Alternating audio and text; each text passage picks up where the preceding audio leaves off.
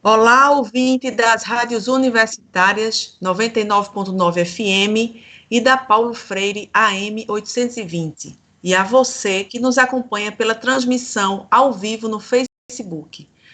As crianças com microcefalia estão no grupo de risco de contaminação do Covid-19. Além de sofrerem com as sequelas da epidemia do Zika vírus, essas crianças têm uma situação delicada, não só do ponto de vista da saúde, mas também dos aspectos sociais e econômicos. Não bastassem terem sido afetadas desde 2015, uma das maiores emergências de saúde do Brasil, agora com a pandemia do novo coronavírus, elas estão mais... Eu sou Paula Reis, jornalista e professora do Departamento de Comunicação Social da UFPE, e estarei com você nesta edição do Saúde é o Tema, série especial sobre a pandemia do novo coronavírus. Enquanto durar o isolamento social, vamos realizar o programa remotamente de casa. Lembro que, além de transmitida nas rádios universitárias FM e AM da UFPE e ao vivo pelo Facebook, esta edição também fica disponível no formato de podcast nas plataformas digitais. É só procurar Saúde é o Tema Coronavírus para encontrar o podcast na plataforma de sua preferência. Nesta primeira edição do Saúde é o Tema, especial coronavírus, sobre a vulnerabilidade que as crianças com microcefalia e suas famílias vivenciam na pandemia do Covid-19, vamos conversar com a sanitarista e professora do curso de saúde coletiva da UFPE, Ana Paula Mello. Olá, Ana Paula, obrigada pela disposição em participar da nossa discussão de hoje. Olá, Paula, Camila, Germana, olá quem está ouvindo. É um prazer participar desse debate. Convidamos também para a nossa conversa a socióloga e pesquisadora em saúde pública da Fiocruz, Fundação Oswaldo Cruz, Camila Pimentel. Seja bem-vinda, Camila. Oi, Paula. Oi, Ana, Germana e todos os ouvintes. É um prazer estar aqui, agradeço muito o convite. E também contamos com a presença da presidente da UMA, União de Mães de Anjo, e também mãe do Guilherme, Germana Soares. Olá, Germana, seja bem-vinda. Olá, muito obrigada. Boa tarde a todos. Bom, a União de Mães de Anjos é uma associação que cuida e acolhe, prestando assistência às mães e aos familiares de crianças com microcefalia decorrente do Zika vírus. A União tem 431 associados distribuídos em Recife e em 14 pontos de apoio entre Zona da Mata Norte, Agreste e Sertão de Pernambuco. A associação tem como objetivo o acesso a direitos, construção de políticas públicas com qualidade dentro do segmento das pessoas com deficiências e doenças raras. O primeiro filho de Germana, Guilherme, nasceu com a síndrome congênita do Zika vírus e, desde então, a vida dela transformou-se completamente. Germana se tornou líder de um grupo de mães dispostas a lutar pelos direitos, né, a UMA, União de Mães de Anjos. E, então, à frente da associação, Germana obteve vários reconhecimentos nacionais e internacionais. Germana, quais são as condições de saúde das crianças com microcefalia que as colocam no grupo de risco de maior possibilidade de contaminação do novo coronavírus? Devido às sequelas do Zika, as crianças desenvolveram, né, dificuldades respiratórias. Só em 2017 nós tivemos 134 mortes aqui no estado de Pernambuco, todas elas por infecção respiratória. Então, são crianças que frequentemente estão internadas com bronquopneumonia, pneumonia, né, e como o Covid, ele atinge exatamente, né, de uma maneira mais intensa essa parte respiratória, com certeza a gente fica muito apreensiva como mãe, né, teme pela saúde dessa criança que já é muito frágil, né, acontece que com o isolamento social as crianças não estão tendo acesso às terapias que deixam elas ainda muito mais fragilizadas, porque não têm acesso a fisioterapeuta respiratório, né, então essa parte realmente fica muito fragilizada, porque ela deixa de ser estimulada a ser forte, né, o fisioterapeuta respiratório ele tem esse papel, e e pelas complicações já da própria doença, do que o próprio vírus sequelou. Então, possivelmente, um vírus desse atingir uma criança dessa, e ainda mais com essas complicações, possivelmente não sobrevive. Uhum. Ana Paula, gostaria de acrescentar mais algum ponto em relação a, assim, essa questão de grupo de risco, do ponto de vista da medicina? Eu acho que é importante a gente considerar, Paula, assim, essa dupla situação de epidemia com a síndrome congênita do Zika estão vivendo, né? Você falou aí há pouco mais de 4 anos atrás, uma situação, né, em outra dimensão, né, mas a gente tinha uma doença desconhecida também acontecendo, também uma doença viral, só que era de transmissão vetorial, crianças que tinham primeiro sintoma que chamou a atenção, que era a microcefalia, e que depois a gente identificou várias outras características que configuram o que a gente conhece hoje como a síndrome congênita do Zika, e agora, pouco mais de 4 anos depois, a gente tem uma epidemia de grandes proporções, que se tornou uma pandemia, né, atingiu a maioria dos países do globo, uma situação inusitada para esse século, né? E a gente tem novamente essas famílias com medo de novo, né, de ter outras situações que agravam mais essa vulnerabilidade, crianças que necessitam de cuidados diários, dentro de casa e fora de casa, então que coloca também os cuidadores, né, como pessoas que também podem estar no grupo de risco. A gente tem avós dessas crianças que também têm diabetes, né, avós dessas crianças que têm também doenças cardiopulmonares, ou mães dessas crianças, né. Eu estou chamando a atenção para avós e mães, porque são as principais cuidadoras da linha de frente, mas a gente sabe que tem um envolvimento aí da família de maneira geral, então não dá para a gente esquecer, né, dessas crianças, e para a gente pensar também de forma mais ampla nas pessoas com deficiência, que nessa situação também, pessoas com deficiência que demandam o cuidado, que também, em geral, são esquecidas tradicionalmente aqui no nosso país. Camila, como é que você analisa, né, do ponto de vista social, toda essa questão da situação das crianças com microcefalia? Então, eu acho que e Ana Paula colocaram questões assim, né, que são cruciais para a gente pensar as estratégias de políticas públicas também, né? Porque eu acho que a gente está vivendo uma situação atual, né? Acho que a Ana Paula colocou muito bem a questão da dupla epidemia, né? E tem uma outra questão, né, que Germana já estava falando também da dificuldade ou mesmo da ausência da possibilidade de fazer as terapias. Essas alternativas eram alternativas que se constituíam como rede de apoio para essas mulheres. Então, ainda uma coisa era uma mãe que tinha uma criança que, vamos dizer, que convulsionou durante a noite, mas que no outro dia ela sabia que ia conseguir ver o especialista. Isso dava uma certa tranquilidade. Então, pensar também a saúde mental, né, é um impacto social importante também, né, o empobrecimento, que já era uma realidade muito cruel, né, para essas mulheres, para essas famílias, porque muitas delas deixaram de trabalhar, né. Germana tem relatado isso, a pesquisa que a gente também, né, eu e Ana Paula, que a gente também realizou junto, inclusive, com várias das mães participantes da UMA, essa questão do empobrecimento, que já era uma questão importante, né, e muito significativa na vida dessas famílias, agora está ainda maior, né. Então são impactos que desculpa, gente, é que eu ouvi meus filhos gritando aqui, agora eu perdi a... Faz parte, a gente fazendo essa transmissão de casa, é a nossa realidade de trabalho, né? Agora para ver se era... Mas voltando. Né? Então, eu acho que a gente tem aí, além da dupla carga no sentido de saúde epidemiológico, mas também, né, das epidemias, tem as dupla ou tripla carga em relação aos cuidados.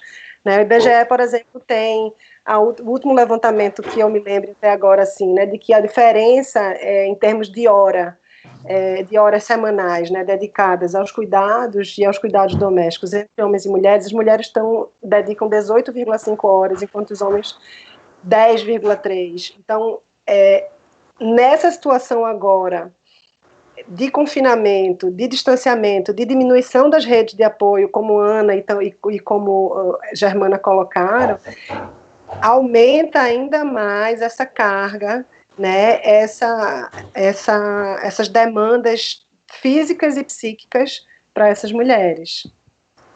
Germana, conta um pouco para a gente como é normalmente a rotina e como essa rotina exatamente foi impactada na prática a partir do isolamento social. Como Ana e Camila falaram, acaba que com esse isolamento a demanda ela triplica, né? Porque a mãe que ainda tinha ajuda de uma avó, de uma sogra, de uma vizinha, já não pode ter mais, né? Então a demanda ela fica exclusivamente sobre a mãe, né, que a gente sabe que naturalmente a maternidade recai sobre a mãe, mas no nosso caso, nós temos um quadro de 76% de abandono paterno. Então, a mãe, em 76%, ela está sozinha, né? Então, ela é cuidadora 24 horas desta criança e de outros filhos, porque ela precisa também ser mãe dos outros filhos, né? Então, acaba que são mães que, por toda a situação que sofreram, desde do nascimento da criança, de identificar a deficiência, de abandonar trabalho, de ter seu casamento desfeito. Então, são mulheres que têm algumas dificuldades com depressão, né, com síndrome do pânico, com ansiedade. A ansiedade é recorde, né? Eu acho que quase 100% das mães, elas sofrem de uma ansiedade extrema. Mães até que chegam a se mutilar, sabe? Então, com isso, as mães elas se distraíam indo às terapias, por incrível que pareça, é aquela coisa, você precisa encontrar um oásis no meio do caos. Se só tem aquilo para você viver, você tem que se reinventar dentro daquela situação, né? Então, elas se distraíam indo às terapias, né, indo às consultas, porque nos corredores encontravam outras mães, né? Viam pessoas, viam gente, né? E hoje elas estão isoladas com essa criança dentro de casa, né? Então acontece que vem o medo de perder aquela criança, porque se o vírus pegar, na sua grande maioria, vai causar um grande estrago, né? Vem a dificuldade de alimentação, se ela não pode sair. Se ela pudesse sair, não tinha com quem deixar a criança. E se ela sair, não tem dinheiro para comprar. Aí entra uma coisa que puxa a outra, né? Então, mudou radicalmente, né, a vida dessas mulheres, e eu já estou cansada de escutar elas dizendo assim, nunca mais eu reclamo de ter que acordar cedo para ir para uma terapia, porque a gente era feliz e não sabia, né? E além de mais, que eu acho que é o pior, que traz mais angústia, é ver os meninos regredindo, né? Então, assim, os meninos que já estavam bem alongados, voltaram a ficar encurtados, né? Ficaram mais rígidos, né? As crianças que já estava deglutindo bem, voltando a colocar a comida para fora, né, na hora da deglutição, entre outros imensos problemas. Eu acho que esse aí é o que mais traz a sensação de potência, de assim, que todo sacrifício que se teve hoje não está valendo de nada, porque a gente sabe que a evolução é repetição, então a gente já está aí há quase 2 meses, né, sem nenhum tipo, por mais que a gente faça um alongamento, mas nunca vai ser igual a uma intervenção profissional, né? Então atingiu dessa forma as famílias. Uhum. Existe algum tipo de atividade ou de exercício que vocês, assim, tentam fazer com as crianças, e de que maneira vocês tentam enfrentar isso, né, para minimizar esses efeitos que você fala, né? Tem algum tipo de teleatendimento, enfim. Eu já esqueci da primeira pergunta. Eu foco na segunda e esqueci da primeira. Se em relação a essa questão que você falou, né, que as crianças com o tratamento interrompido, você já percebe involução, né, infelizmente. Mas, assim, tem como vocês têm tido algum tipo de apoio de tratamento à distância?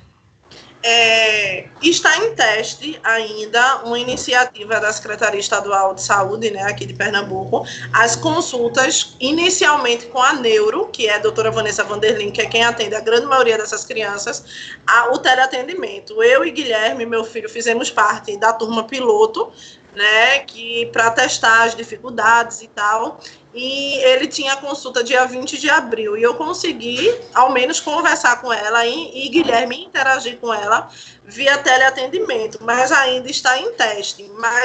E a mãe que não tem um celular, nem um computador adequado, né, as mães que não têm acesso à internet, né, como é que vai ficar? A questão de receita de medicamento, né, que a gente já vem sofrendo essas questões. O medicamento acaba, e vai comprar como sem receita, que eles são tarja preta, né? Então, assim, na realidade, como a gente está procurando superar isso, é a união das próprias mães, das próprias mulheres, tem outra coisa. Uma tem uma receita, mas a outra tem, uma acabou o remédio, mas a outra divide o vidro, né? E ainda mais assim, que como não tem, vamos dizer assim, nada para fazer, as pessoas passam o dia em casa, então elas procuram interagir mais nos grupos, né, com as mães. Então isso vai surgindo um assunto, vai surgindo outro, daqui a pouco o tempo vai passando, e é o que leva à distração dessa mãe, né, na realidade. Aí a gente sempre fala que, assim, ai de nós se não fôssemos nós mesmas, porque a gente se ajuda porque sabe exatamente o que a outra vive, porque a gente vive uma realidade igual, né? Então a gente tenta superar dessa forma. E enquanto união de mães de anjos, a gente identificando toda essa problemática, que a mãe ela não pode sair de casa com medo de se contaminar e trazer esse vírus para o filho e ser algo fatal, e mesmo que ela pudesse sair, não tem dinheiro para comprar, então ela fica sem acesso a álcool, ela fica sem acesso à alimentação, né? E acontece que, enquanto isso, a gente armou logisticamente uma campanha para arrecadar tanto cestas básicas como kit higiene, que é pomada, sabonete, lenço umedecido, álcool. A gente entrou em parceria com outra ONG que nos cede os álcools que elas conseguem, né? Kit limpeza, porque a gente fala, não, tem que lavar bem as mãos. E as famílias que não têm nem água em casa, faz como? Né? Então, a gente também conseguiu detergente, sabão em pedra, sabão em pó, água sanitária. Então, a gente promove a mãe a orientação de como ela fazer a limpeza dentro de casa, né? Dentro de cada kit, vai um informativo de como ela higienizar tudo aquilo que ela está recebendo, para as nossas doações não ser fonte para elas não se contaminarem, né? E a gente ficou pensando no eterna. Eu passei uma noite pensando como é que eu ia fazer para levar as doações para as mães no interior, né? Porque nós atendemos todo o estado. E eu fiz assim, se eu for de uma cidade para outra, às vezes a distância é de 300 quilômetros, onde mora uma mãe, eu vou perder muito tempo, meu custo vai ser redobrado, mas essa mãe ela não pode ficar desassistida. Então, eu conversei com a Secretaria Estadual de Saúde, com o Núcleo de Assistência às Crianças com Zika, para eles cederem o transporte, mesmo sabendo de toda a problemática. E a gente encontrou uma estratégia. As GERES, né, que são as regiões, que são as sub-regiões que são divididas no nosso estado, quando eles mandavam o carro para cá, para a capital, eles mandavam com os exames para ser analisado de Covid, né? E quando eles sobem ou com material ou sobem vazio. E geralmente são carros grandes, com carroceria e tal. Aí a gente desenvolveu uma estratégia para eles subirem com as doações da UMA.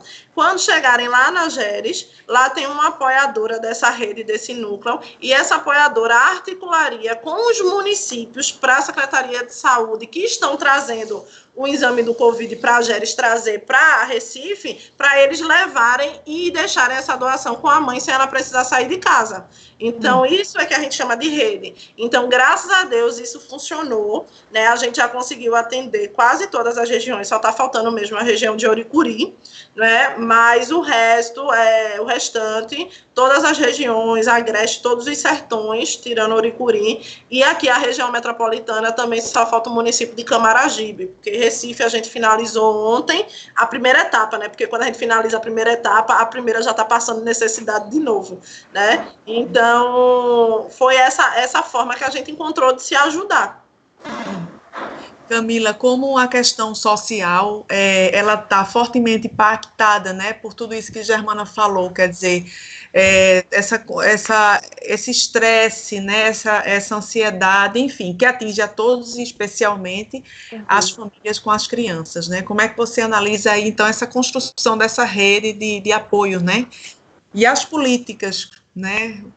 A rede de apoio é algo assim, que agora a gente está tentando reorganizar essas redes de apoio, né, em todas as dimensões das nossas vidas, assim, porque as pessoas que continuaram trabalhando tiveram que deixar ou se distanciar dos seus filhos, da sua família, ou estão trabalhando em home office, mas, né, estão trabalhando em casa, mas também precisam reorganizar determinadas questões. Então, e do mesmo jeito que Germana está aí falando das reorganizações da rede, né, da União de Mulheres, da mães de crianças com microcefalia, né, a União de Mães de Anjo, que são estratégias que eu vejo muito mais sendo colocadas em práticas por iniciativas privadas ou da sociedade civil organizada, né, mas não governamental. A gente tem que pensar muito bem como é que o governo também tem direcionado e tem construído mensagens que estão relacionando confinamento social ou isolamento social, a questão de proteção à saúde. Quando isso, na verdade, quando essas mensagens, elas podem, na verdade, estar trazendo ainda mais perigos para a saúde de determinados grupos. Então, a gente tem que pensar muito bem como é que as deficiências, como é que a interseccionalidade de classe, de gênero, de raça, elas têm que ser pensadas nessa construção também, nessas possibilidades que o governo tem trazido como estratégias de proteção à saúde, porque simplesmente pensar confinamento social ou isolamento, né, confinamento, distanciamento físico e confinamento, isolamento social, não faz sentido para muita gente, né, que vivem, por exemplo, nas periferias, onde as casas são pequenas, diminutos, os espaços são diminutos, a quantidade de pessoas é muito grande, quando, na verdade, existe uma lógica muito arraigada de que a rua é a continuação da casa. Então não adianta a gente simplesmente culpabilizar porque as pessoas não estão conseguindo fazer tanto confinamento, estarem tão confinadas assim, quando a estrutura, né, quando a vida estrutural, quando as estruturas que possibilitam a vida dessas pessoas dependem desse aspecto das redes sociais, quando pensa o que Germana estava falando, porque normalmente, e aí o cuidado é um cuidado que é feminizado, né, na nossa sociedade, a feminização do cuidado, as redes de apoio que essas mães geralmente têm são avós, tias, irmãs mais velhas, no caso, né, e que, como a Ana colocou, várias dessas redes de apoio são pessoas que hoje em dia estão em situação de risco, são consideradas grupo de risco. Mas a soberania alimentar é algo que está em perigo quando essas mulheres, né, recentemente, a rede social da UMA trouxe uma reportagem de uma mãe que não tem, que falta alimento em casa. Então, a soberania alimentar dessas famílias está em perigo. E aí a gente tem que pensar estratégias que possam endereçar esses grupos de forma diferenciada, né? Recentemente, eu ainda não tive a oportunidade de ler, mas eu recebi, né, por coincidência, hoje, uma portaria, né, do governo e do Ministério do Desenvolvimento Social, que me parece que traz algumas estratégias agora que, pensando nessas especificidades, né? É claro que a gente continua concordando que isolamento social, que distanciamento físico são estratégias importantes para pensar pelo menos o achatamento da curva, né, a diminuição do contágio, mas a gente precisa pensar essas estratégias de forma mais estratificada e não de forma tão massificada assim. Uhum. Ana Paula, cerca de 92% das mães de crianças com síndrome congênita do Zika vírus tiveram que abandonar os seus trabalhos para cuidar de seus filhos em tempo integral. De acordo com a União de Mães de Anjos, inclusive nesse tempo, e agora nesse tempo de isolamento social, essas crianças também estão sendo afastadas de seus empregos, né, por conta desse isolamento, e a situação financeira das famílias se complica ainda mais, né? Então, como é que vocês analisam, do ponto de vista da saúde, né, como um todo? Se a gente pensar, Paula, né, a gente está falando muito em isolamento social agora, porque a gente precisou, né, uma boa parte da população aí está trabalhando de casa, ou está precisando ficar em casa para poder contribuir com a estratégia da gente frear um pouco e achatar essa curva da pandemia. Mas se a gente pensar um pouquinho mais para trás, quando começou a epidemia da síndrome congênita do Zika aqui em Pernambuco, né, a gente pode pensar que houve também já ali um isolamento social, né? Essas mulheres, elas deixaram seus trabalhos, muitas delas, e foram mandadas de volta para suas casas, né? Para esse lugar social meio esperado, né? Nesses papéis de gênero que a sociedade constrói ao longo do tempo e que determina que mulheres têm um certo lugar, né? E que homens têm outro certo lugar. Então, as mulheres foram mandadas de volta para casa porque, teoricamente, seria delas esse lugar, né? Da responsabilidade pelo que a gente chama do trabalho reprodutivo, né? Que é esse trabalho doméstico e o trabalho do cuidado, que é um trabalho que fica invisibilizado no funcionamento geral da nossa sociedade, né? Poucas vezes a gente reconhece quando a gente está numa situação de suposta normalidade, que todo mundo vai para o seu trabalho, pouca gente lembra que alguém fez a comida em casa para quando voltasse, ou alguém lavou, né, o chão, varreu a casa, e a gente não contabiliza muito isso, como Camila chamou a atenção para os dados do IBGE, dessas horas dispensadas para esse trabalho que recai sobre as mulheres. Então, esse isolamento dessas famílias, dessas mulheres, dessas famílias, ele começou lá atrás, né? Muitas deixaram de encontrar com suas amigas, de sociabilizar, né, em algumas situações antes do nascimento dessa criança, que elas tinham na sua rotina, que depois parou de ter, né? Então, de tomar uma cervejinha, de sair, né, de ir para o brega, enfim, para qualquer situação que era do cotidiano dessas mulheres, e que algumas delas deixaram de ter, mas ao mesmo tempo elas conseguiram construir outras redes sociais de apoio, né, como Germana estava falando, e essa aliança que se dá entre mulheres, né? Então é importante a gente ressaltar que também são as mulheres numa relação de cuidado uma com as outras, ou para a gente usar um termo mais, né, ligado ao movimento feminista, ao feminismo, que a gente poderia chamar de sororidade, né? Essa estratégia de cuidado mútuo, e que a gente vê aí a partir da fala de Germana. Mas eu acho que é interessante a gente chamar a atenção também para a própria estruturação do serviço de saúde no Brasil, né? E a gente tem visto agora, e viu também quando aconteceu os casos, né, da síndrome congênita do Zika, naquele boom inicial da epidemia, um esforço do governo do estado de Pernambuco para tentar, né, estruturar uma rede, mas esse esforço ele é sempre atrasado, né? Ele é atrasado porque a gente vem historicamente aí num processo de fragilização do Sistema Único de Saúde.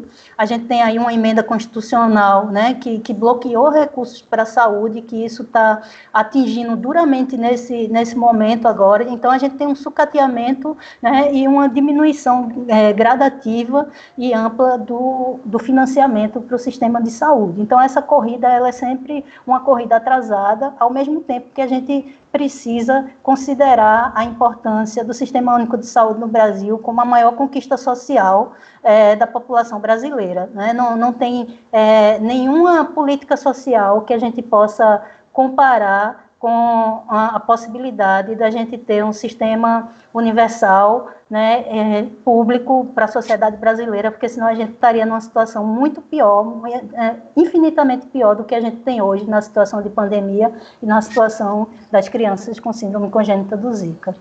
Com certeza. Lembrando, assim, né, que dentro desse Sistema Único de Saúde tem o Sistema Único de assistência social, né, o SUAS também, que compõe e que tem também pensado essas estratégias um pouco mais estratificadas, mais vulnerabilizadas. No início do mês de abril, a Presidência da República sancionou uma lei que garante uma pensão mensal e vitalícia para as crianças com síndrome congênita do Zika vírus no valor de um salário mínimo. É importante notar que esse benefício é destinado às crianças nascidas entre 2015 e 2019, ou seja, as mais de 200 crianças que nasceram em 2020, neste ano, com microcefalia, ficam de fora desse benefício. Como vocês avaliam esse limite de data da pensão implementada pela lei? Germana. O texto original, o texto inicial, ele atendia as crianças até dezembro de 2018, né? Então, eu, junto com as lideranças de outros estados, nós passamos mais de 15 dias em Brasília, na sequência dessas audiências com a comissão mista, depois com a Câmara, e aí por aí vai, e a gente conseguiu convencer o relator, que é o senador Isalci, e o presidente da comissão, que era o deputado Diego, a incluir ao menos até 2019, porque, segundo eles, não podia deixar sem data, porque se fosse assim, não seria aprovado pela Câmara. E então, a gente levou alguns casos de 2019 que já estavam vivos, né, no caso, crianças já nascidas, e levamos também que até agosto 10 mil pessoas já tinham se contaminado de Zika no país, né, grávidas e não grávidas, enfim. E com isso a gente não sabia quantas crianças iam nascer a partir de 2020, e essas crianças não podiam ficar desassistidas. Mas entre aumentar para 2019 e não aumentar, a gente concordou que aumentassem, e a partir de 2020 esses casos vai precisar ir para a judicialização. Porém, essa pensão vitalícia, ela foi uma reivindicação nossa desde 2016, ao ministro Osmar Terra, na época, né, quando ele esteve aqui no Palácio do Campo das Princesas, a gente relatou as dificuldades, e eu sugeri para ele que seria interessante uma pensão diferenciada para essas crianças que elas foram vítimas da irresponsabilidade do Estado brasileiro, né? Ele gostou da ideia, mas a gente perdeu o contato e voltamos ao assunto apenas em 2018, quando ele estava ministro do Ministério da Cidadania, né? Porém, todas as reivindicações que a gente tinha, a gente tem, né, e que a gente queria que entrasse na antiga MP 894, que agora é a Lei 13.000 alguma coisa, eu esqueci, nada foi incluso, pelo contrário, foi retirando direitos que a gente já tinha. Então, a gente tinha pedido 13º, não foi incluído, a gente pediu que essa pensão ela ficasse com a mãe após o óbito da criança por até 12 meses, que era um tempo que a mãe tinha para superar a sua dor, voltar a estudar, voltar para o mercado de trabalho, e isso não foi aceito, porque se a criança ela vinha a óbito hoje, como essa semana a gente perdeu o Gabriel, lá do município de São Lourenço, né, no mês que vem essa mãe já não tem renda, e essa mãe fica como? Ela paga aluguel como? Ela come como? Porque ela deixou uma vida para viver a vida de Gabriel, né? Então, mais uma vez, a cuidadora, a mãe cuidadora, ela é deixada de lado. Ela é considerada aquilo que Ana falou. A gente não lembra quando chega, tem uma comida pronta, tem uma roupa lavada, porque é encarado como obrigação da mulher fazer aquilo, né? Então, a mesma coisa é como a mãe cuidadora, é a obrigação dela cuidar do filho dela, e não é bem assim. A gente precisa, sim, de uma nação que olhe para essa mãe cuidadora, que tenha políticas públicas voltadas para essa categoria de mulher, né? Então, essa pensão ela veio tirando alguns direitos referentes a se a mãe aceitasse entrar na pensão, ela não poderia judicializar a união por danos morais, UTI, medicamentos, nada. Então, assim, é 6 por meia dúzia. Eu te dou 6, tu me devolve meia dúzia. Não existe isso. Então, a gente também estávamos esperando virar lei, né, para poder começar as judicializações, né, nós vamos entrar nas 3 categorias. Uma é que só tem acesso à pensão vitalícia quem já tinha o antigo BPC, que é o benefício de prestação continuada. E só aqui em Pernambuco nós temos aproximadamente 110 crianças que não têm BPC, ou seja, ficaram de fora da pensão de novo, né? E no país passa de 800 casos, né, que não tem BPC e ficaram de fora da pensão, né. A segunda questão são os nascidos a partir de 2020, que a gente vai precisar judicializar, né, no direito da igualdade. E a terceira são as famílias que vão ter acesso à pensão, e mesmo assim a gente quer seguir o caminho dos talidomidas, né? Queremos sim indenização. Se nossos filhos tiverem direito a R$10, né, dos nossos filhos, a gente quer, não só por eles, pela nossa vida que foi parada, pelos outros filhos que deixaram de ter uma estrutura, né, de mãe, de pai, porque o pai foi embora, a mãe se dedica exclusivamente àquela criança, né? Então, enfim, todo esse universo, né, essa pensão, na realidade, ela só tem uma vantagem, no meu ver, na minha visão, é a admissão de culpa do governo, né? Porque não adianta dizer que foi culpa do governo, por isso ou aquilo, se o governo não chegar e próprio admitir. Então, devido a essa concessão dessa pensão, abre várias brechas para a busca de outros direitos. Uhum. Entendo. Na realidade, para o momento, foi um avanço, não é isso? Sim. Essa lei é um avanço, e depois vocês vão lutar para avançar ainda mais, não é isso? Exato. Bom, nós estamos conversando com Germana Soares, que é presidente da UMA, União das Mães de Anjo, com a cientista social da Fiocruz, Camila Pimentel, e com a sanitarista e professora de saúde coletiva da UFPE, Ana Paula Melo. E nesse tempo de pandemia, as pessoas que ajudam as mães, né, Germana, como os pais e avós e outras pessoas, também estão sendo afetados financeiramente pela crise provocada pelo Covid-19, né? Então, vocês têm acesso, vocês têm conseguido acesso a esse auxílio emergencial que o governo federal implantou de R$600. Também existe, a gente sabe que existe uma demora, a gente tem visto na mídia aí, né, uma demora para o recebimento desse auxílio, e muitas vezes os que dependem dele precisam enfrentar, inclusive, aglomerações em filas, né, das agências da Caixa Econômica Federal para sacar o dinheiro. Como é que está o recebimento desse auxílio emergencial? As famílias afetadas conseguiram receber? A grande maioria, sim. Existe uma minoria que não conseguiu e a gente não sabe o motivo, né? Todo mundo enfrenta esse caos. Se a mãe ela for na Caixa Econômica, ela tem que ir 8 horas da noite para ser atendida no outro dia. Então, essa criança vai ficar com quem? E essa mãe, ela prefere perder o direito de receber um auxílio emergencial do que sair, se contaminar e voltar e adoecer seu filho, não é? Mas, assim, a grande maioria recebeu entre R$600 e R$1.200, a grande maioria foi R$1.200, porque são mães, chefe de família, e que não tem marido, mãe solo, né? Mas tem uma minoria que ainda está sofrendo com pendência nesse aplicativo, que é horrível, ele é lento, ele trava, enfim, várias situações. Tivemos mães que quase caíram em golpes, né, de pessoas que ligaram, se passando ser alguém da Caixa, enfim, são várias situações, vários cenários que acabam dificultando mais ainda a situação que a gente está vivendo. Sim, Camila, como é que você avalia aí essa questão também que a gente viu, né, na mídia todo dia, essa questão das filas, enfim, da aglomeração, né? Como você avalia esse transtorno, né, para a população que mais precisa? Paula, eu acho que é fruto da necessidade extrema, né?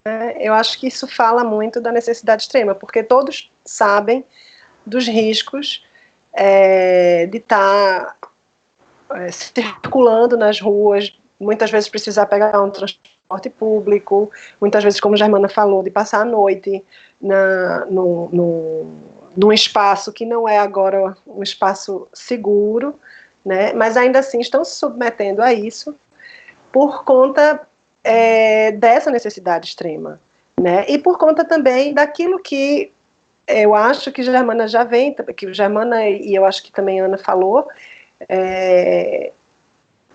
ora, o aplicativo é para quem tem internet. Tem muita gente que ainda não tem internet, ou que tem uma internet que não tem uma qualidade boa, ou que alguém que está com uma situação irregular no seu CPF, que precisa resolver isso, porque, enfim, ninguém estava planejando, né, viver uma pandemia, né, então tem uma série de situações que faz com que essas pessoas tenham que ir nas agências físicas. E eu acho que eu acho que fala da carência, da necessidade mesmo, né? O medo de não ser contemplado com o benefício, a própria falta de habilidade em lidar com o aplicativo, né? Germana estava falando, o aplicativo não é um aplicativo assim tão simples. Então tem pessoas, inclusive pessoas idosas, pessoas que têm uma alfabetização menor, né, que não vão, às vezes, entender, ou que gostariam de uma explicação ao vivo, pessoalmente. Então, tem uma série de situações que a gente precisa levar em consideração, né? Alguns estados, como, por exemplo, a gente viu, acho que foi em Petrolina, né, que fez uma marcação na rua, respeitando lá o 1,5 metro de distanciamento entre uma posição e outra na fila, mas você vê a imensidão da fila também, né? Então, horas ali exposto, né? Dentro dessa estratégia comunicacional que a gente tem desenvolvido, né? E que eu não estou dizendo que não é verdade, né? Mas isso implica numa saúde mental. Toda vez que você vai sair de casa, você sai de casa com medo. Então as pessoas estão saindo de casa com medo, enfrentando esse medo, porque elas têm um outro medo maior, que é não ter comida em casa, não ter como comprar remédio, né? Então essa é uma necessidade muito urgente e muito real. Uhum. Ana Paula, quais são as lacunas ainda que o SUS tem para atender? Agora eu acho que a gente tem que pensar até numa reconfiguração, não sei, para atender especialmente as famílias com crianças com microcefalia. Na verdade, as lacunas são muitas ainda, né? Desde antes da pandemia, a gente já tinha lacunas sérias, né, no sistema de saúde brasileiro, e que potencializou agora, nessa situação de pandemia. A gente tem visto aí o desespero, né, de todo mundo com a questão dos leitos de UTI. Só para exemplificar, uma pessoa conhecida minha essa semana passou 3 dias esperando a vaga de UTI, né, já entubado, e isso deixa todo mundo desesperado e com medo, né, como tem sido ressaltado.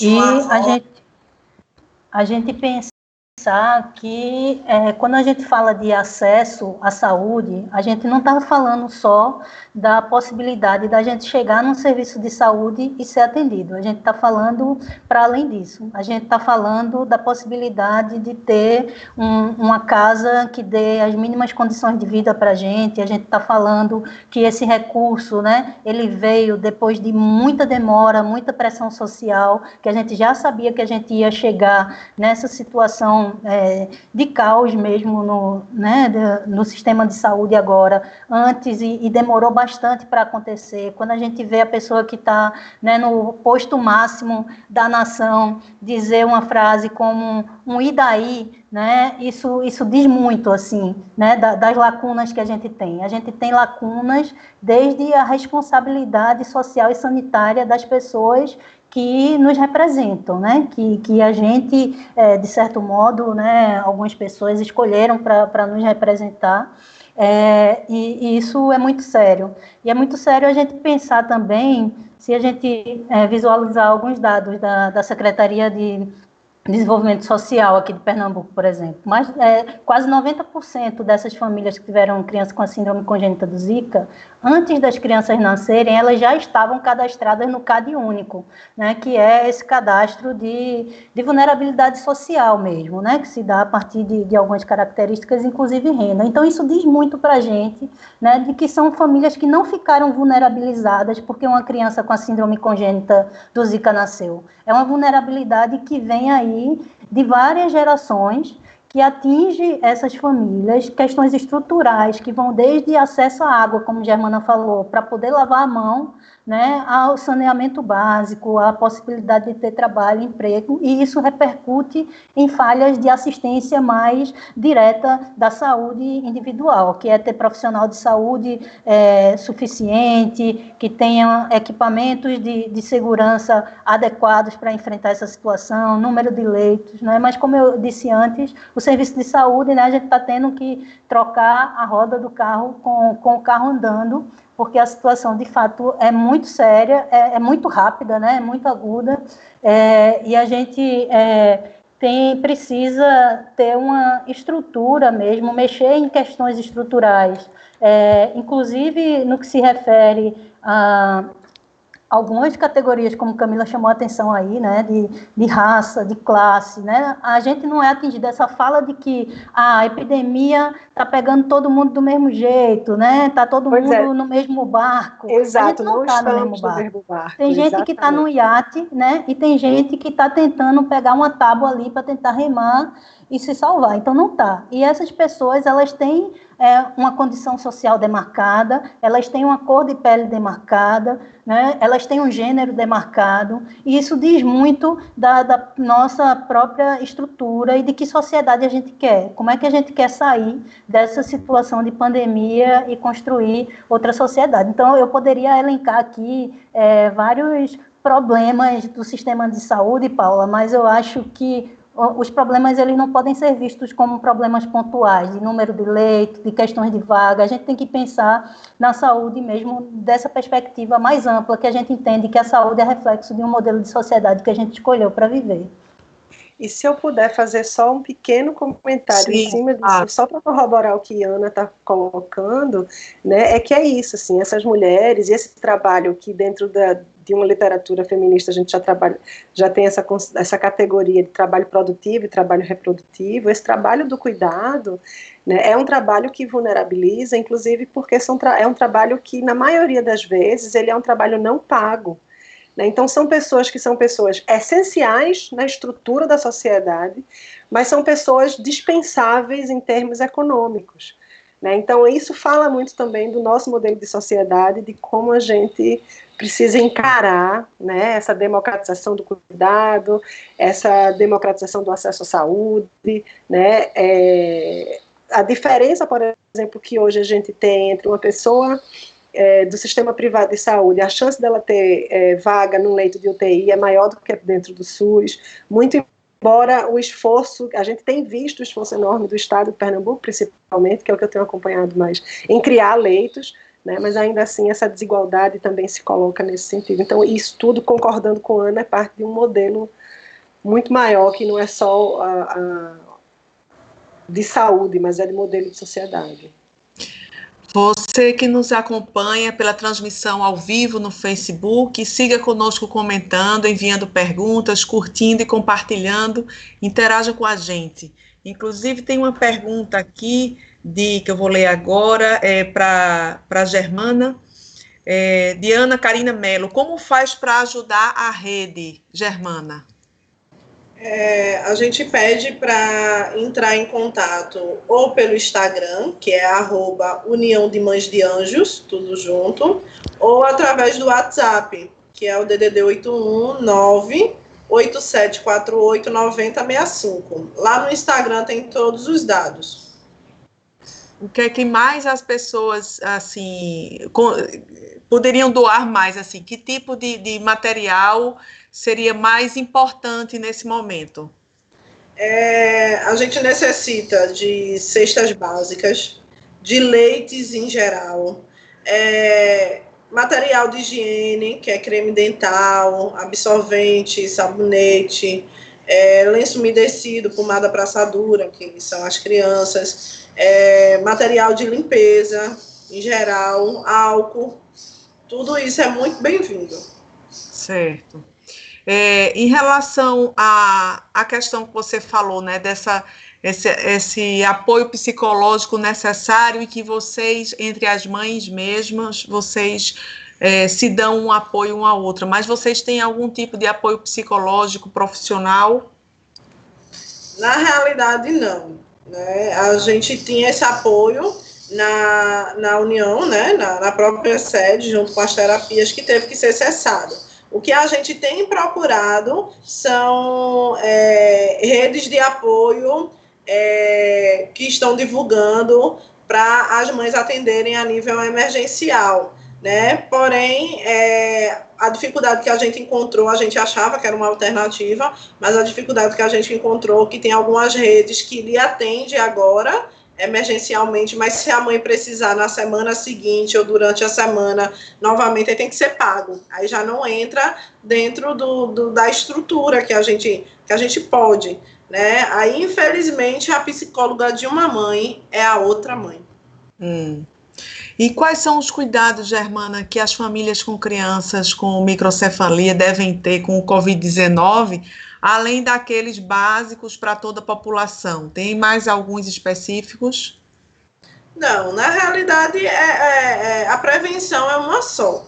É cuidar da limpeza, é deixar a casa aberta se ela tiver ventilação e se ela tiver janela para isso, né? É ter acesso a álcool, a água, tudo isso, né? Sendo que a gente tem a dificuldade, que eu acho que foi a Camila que relatou, a superlotação das periferias, a questão que as famílias têm muitos membros numa casa pequena, né? Então, isso dificulta. Um dia desse foi falado que só podiam aglomerações até 10 pessoas, né? Uma época dessa. Aí teve uma família que a gente contou, tinha 13 dentro de casa.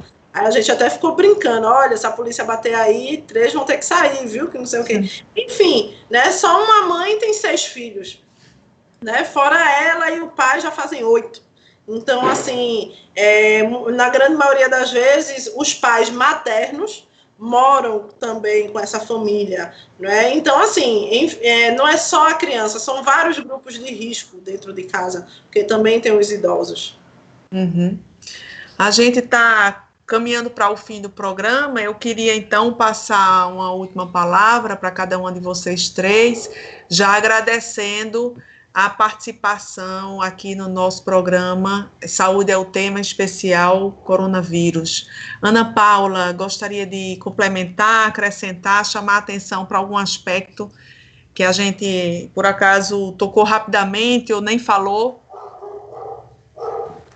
Eu queria já registrar meu agradecimento e parabenizar pela pauta do programa, né? Eu acho super necessária nesse momento, e a gente pensar, né, situações específicas também, para a gente, de novo, né, usando a metáfora do barco, não está todo mundo no mesmo barco, então a gente precisa olhar para realidades diferentes de maneiras diferentes. Então eu queria parabenizar e agradecer por poder contribuir aqui.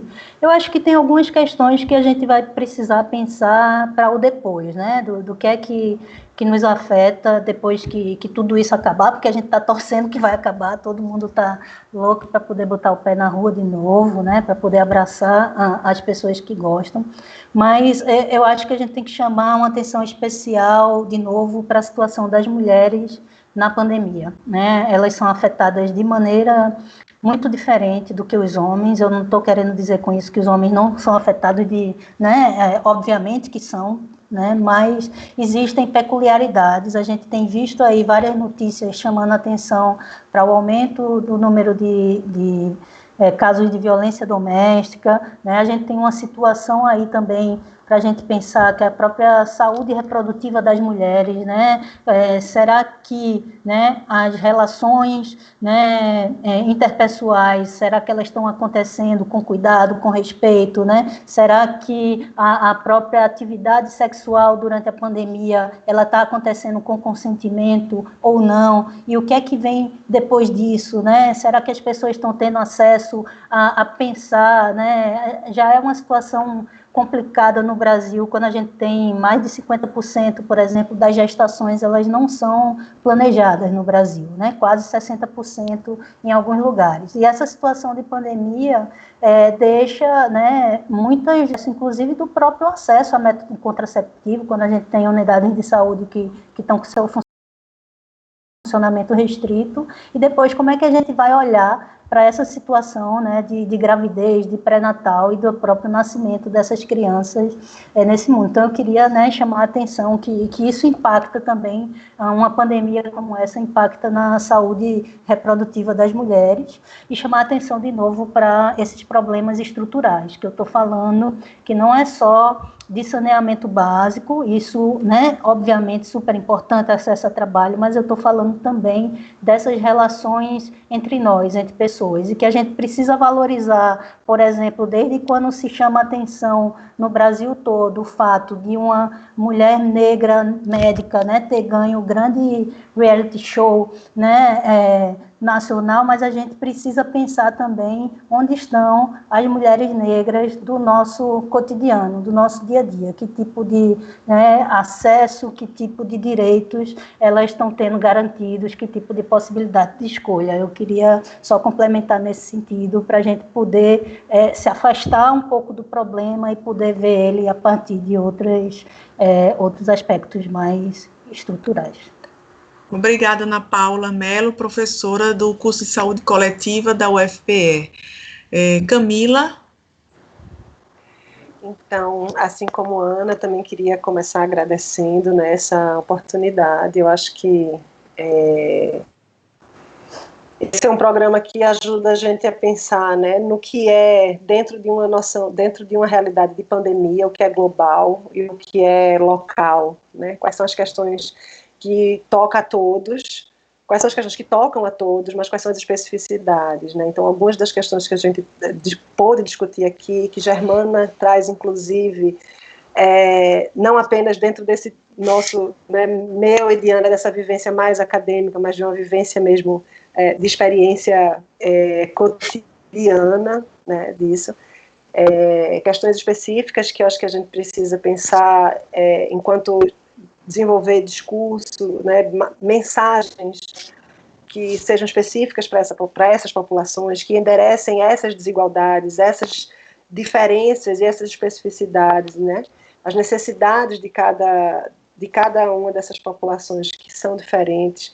Eu gostaria de trazer que a gente precisa, também, para além disso que a Ana colocou, nessa necessidade de um olhar mais distanciado para ver essas questões estruturais, eu queria chamar a atenção para a questão tanto que tem a ver, né, que tem uma relação com o tema que a gente está trabalhando aqui hoje, que a gente discutiu nesse programa, que é a relação, tanto a questão da maternidade, né, como é que a maternidade tem sido exercida, porque essa questão do isolamento social, principalmente para as mães de crianças com síndrome congênita, não existe o isolamento. Quando eu me lembro muito da época quando a gente estava fazendo a pesquisa com as mães, onde elas, e a UMA já trouxe essa metáfora, né? É minha segunda pele. Não existe um isolamento social para essas pessoas, né? E muitas vezes eu fico imaginando, inclusive, a dificuldade de mães que, por exemplo, são profissionais de saúde, que têm seus filhos com microcefalia e que precisam deixá-los e ir para o trabalho. Como é que está essa situação também? A própria questão da infância, como é que a infância tem sido vivida, né, dentro dessa pandemia, porque eu acho que é importante a gente pensar, essas crianças estão confinadas, elas estão sem espaço lúdico, né, com seu espaço, com suas atividades lúdicas reduzidas, com suas atividades educacionais reduzidas, não só. E isso tem a ver também com saúde de uma forma mais ampla, né? E a questão mesmo do parto, né? Como que as mulheres, né, talvez aí jogando pauta para próximos programas, né? Assim, como é que o parto, por exemplo, tem sido vivenciado? Muitas maternidades, elas estão atendendo só a gestantes de alto risco, os pré-natais estão sendo feitos por teleatendimento, não é mais não tem mais esse espaço também de discussão, de conversa ao vivo, né, com os profissionais. Então, toda essa vivência dentro dessa pandemia que a gente está experienciando atualmente, importantes e que, de novo, nos colocam na situação de que, para além de pensar estratégias globais de saúde pública no sentido mais amplo para todos, a gente precisa pensar pontos específicos e estratégias específicas para essas populações. Muito obrigada, Camila Pimentel, é cientista social da Fiocruz. Certamente muitas pautas importantes vocês estão apontando e o Saúde é o Tema irá enfrentar, certamente, a gente vai organizar isso bem direitinho. Muito obrigada pela contribuição. E passo a palavra para a Germana Soares, finalizar. Agradecendo mais uma vez, a gente já trabalha junto aí com Camila, com Ana, é sempre bom estar perto de vocês, junto de vocês, que a gente aprende muito, né, e é muito bom conviver com pessoas que compreendem a realidade da gente, sabe, porque às vezes em algumas audiências, em algumas reuniões, quando a gente fala da realidade da gente, não é levado muito sério, sabe, então isso às vezes a gente sente falta. E para finalizar, além de agradecer e parabenizar pela iniciativa, pedir um pouco da atenção, uma atenção a mais das autoridades, né, porque para a pessoa com doença rara, ela ser mencionada como um grupo de risco, foi quase 20 dias depois que iniciou o isolamento social, porque a Frente Nacional na luta por direitos, né, da pessoa com a síndrome congênita do Zika vírus se manifestou e solicitou isso, né, ao Ministério da Saúde para eles passarem a mencionar a pessoa com deficiência e doença rara como grupo de risco, né, para a gente também incentivar os estados e os municípios a vacinarem essas pessoas em casa contra a influenza, né, porque na cartilha inicial a pessoa com doença rara estava no dia 9 de maio, juntamente com todos os outros públicos, então isso não é prioridade. Né? Então, assim, essa mãe já não quer sair de casa para não contaminar essa criança. Aí essa criança vai em busca de uma vacina e no meio do caminho acaba sendo contaminada. Não tem lógica, né? Então, isso também teve influência nossa diretamente, né, na articulação com o Estado e com os principais municípios aqui da região metropolitana, que acaba servindo de espelho para os municípios dos interiores. E a conscientização e a orientação a essas mães para elas procurarem esses direitos nas suas secretarias de saúde, né? Então, devido a isso, alguns municípios já tiveram vacinação em domicílio e Recife está em andamento. Né? Então, assim, a importância da força das mulheres unidas, né? Quando a gente se une, quando a mulher se une, ela é muito mais forte, ela é forte. E quando essa mulher é mãe, ela tem o poder de mudar o mundo, né? Então, muito obrigada, e eu, como Germana e representante da UMA, estou sempre aqui à disposição. Obrigada, Germana. Germana é presidente da UMA e mãe de Guilherme, né, e desejo tudo de bom, que vocês passem, todos nós, né, consigamos enfrentar esse isolamento social com saúde. Bom, quem quiser ajudar a União de Mães de Anjo, é só acessar o site uniãodemãesdeanjo.com.br. O Saúde é o Tema, fica por aqui. Agradeço, então, a participação da sanitarista e professora do curso de Saúde Coletiva da UFPE, Ana Paula Mello, da presidente da UMA, União de Mães de Anjos, e mãe de Guilherme, Germana Soares, e também a participação da socióloga e pesquisadora em saúde pública da Fiocruz, Fundação Oswaldo Cruz, Camila Pimentel. Obrigada a todas. A produção foi minha, Paula Reis, junto com as professoras Ana Veloso e Ivana Festini. Roteiro dos estudantes de jornalismo Analice Barros, Danilo Melo e Humberto Cassimiro, da UFPE. Nas redes sociais, as estudantes da UFPE, Mariá, de Rádio, TV e Internet, e Ana Sofia Ramos, de Publicidade e Propaganda, com orientação da professora Cecília Almeida. Operação de streaming, Catarina Apolônio. Tchau e até o próximo Saúde é o Tema.